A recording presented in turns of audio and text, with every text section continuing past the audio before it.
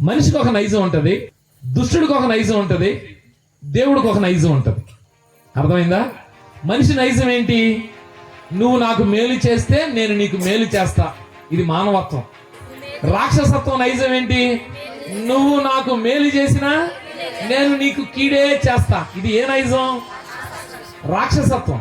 అదే దైవత్వం ఏంటి? నువ్వు నాకు ఎంత కీడు చేసినా నేను నీకు మేలే చేస్తా. అర్థమైందా? ఇప్పుడు దేవుడు కదా, ఏ నైజంతో ఉంటాడు? శిక్షించాలన్న నైజంతో ఉంటాడా? ఉండడం.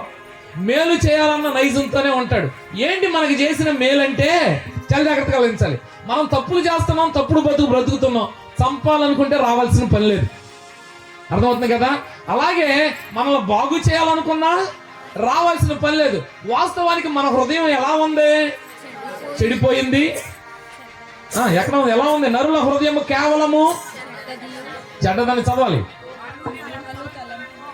అంతయు ఎల్లప్పుడూ కేవలం దాన్ని సెట్ చేయాలి.